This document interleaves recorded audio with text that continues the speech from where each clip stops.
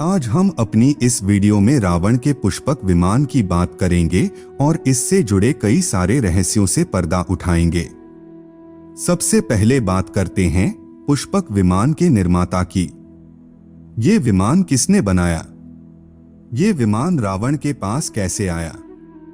आपको बता दें कि इस विमान के निर्माता ऋषि विश्वकर्मा थे। विश्वकर्मा ने खास तौर पर इस विमान को ब्रह्मा के लिए बनाया था, लेकिन ब्रह्मा ने ये विमान कुबेर को भेंट में दे दिया, जिसके बाद बलपूर्वक रावण ने कुबेर से युद्ध करके उनकी धन संपत्ति के साथ साथ पुष्पक विमान भी उनसे छीन लिया था। लेकिन आपको बता दें कि इस विमान का इस्तेमाल हर किसी के बस की बात नहीं थी। ये विमान मंत्रों से चलता था और वही शख्स इस विमान का प्रयोग कर सकता था जिसके पास उन मंत्रों की सिद्धि हो। लिहाजा जब रावण के पास ये विमान आया तो रावण ने कई सालों की कठिन तपस्या और वरदानों के बाद मंत्र सिद्धि प्राप्त की, जिसके बाद रावण ये विमान उड़ा पाने में सफल हुए। यूं तो उस युग में उड़ने वाले विमान सूर्य देव और पवन देव के पास भी थे, लेकिन उनके विमान पुष्पक विमान के सामने कुछ भी नहीं थे। पुष्पक विमान सूर्य देव और पवन देव के विमान से भी कई गुना ज्यादा आधुनिक था।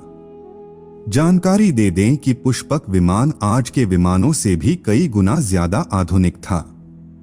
आज के विमान जो एक जगह से दूसरे जगह पर पहुंचाने में सक्षम हैं, तो वही पुष्पक विमान एक जगह से दूसरे जगह जाने में सक्षम तो था ही, लेकिन ये विमान एक ग्रह से दूसरे ग्रह में जाने में भी सक्षम था।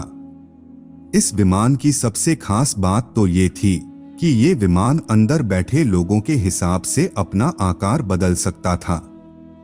बताया जाता है कि रावण को अपना पुष्पक विमान इतना प्रिय था कि पुष्पक विमान के लिए रावण ने 4 अलग अलग हवाई अड्डों का निर्माण करवाया था, जिनका नाम गुरुलोपो, तोतुपोलाकंदा, वरियापोला, उसनगोड़ा बताया जाता है। कहा जाता है कि उसनगोड़ा को तो प्रभु श्री हनुमान ने तब जलाकर राख कर दिया था जब वो लंका में आग लगाकर आए थे।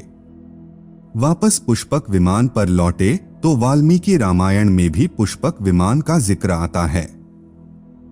वाल्मीकि रामायण के अनुसार पुष्पक विमान मोर की आकृति का विमान था।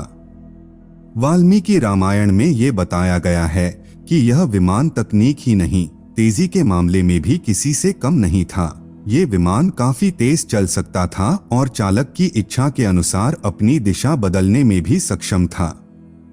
हिंदू ग्रंथों के हिसाब से ये बताया गया है कि इस विमान में एक गुप्त ग्रह भी था। वहीं इस विमान की साज सजावट में सोने और मणियों का इस्तेमाल किया गया था। ये विमान हर मौसम में काम करता था। इस विमान में वातावरण के हिसाब से खुद को ढालने की शक्ति थी।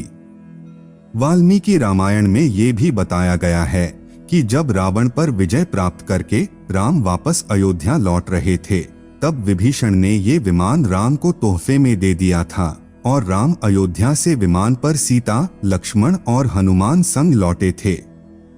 लेकिन कई लोग पुष्पक विमान की इन शक्तियों और अस्तित्व पर सवाल करते हैं।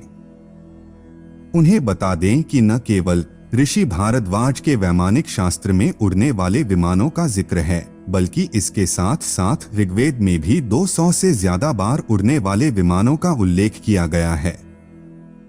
ऋग्वेद में उड़ने वाले विमानों के लिए यांत्रिक पशुओं शब्द का इस्तेमाल किया गया है।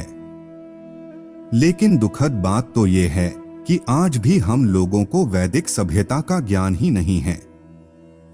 हमें ये पता ही नहीं है कि जो खोज अंग्रेजों ने कई साल के बाद की थी, वो तो सदियों पहले भारतीय ऋषि मुनि कर चुके थे।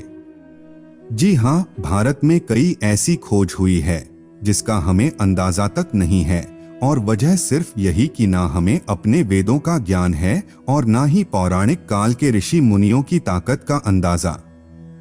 इस वीडियो के अंत में हम इतना कहेंगे कि हमें हमारी वैदिक संस्कृति का ज्ञान होना चाहिए, जिससे हमें ये पता चले कि हमारा सही और सटीक इतिहास क्या था, ऋषि मुनियों में क्या ताकत थी, भारत की प्राचीन कथाएं क्या थी। दोस्तों, आशा करते हैं कि पुष्पक विमान के रहस्य के बारे में आपको जानकारी मिल गई होगी। अगर आपको वीडियो अच्छा लगा होगा तो कमेंट बॉक्स में जय श्री राम लिख के दोस्तों के साथ शेयर जरूर कीजिएगा। चैनल को सब्सक्राइब करके बेल आइकॉन जरूर दबाइएगा। मिलते हैं अगले ऐसे ही इंफॉर्मेटिव वीडियो के साथ।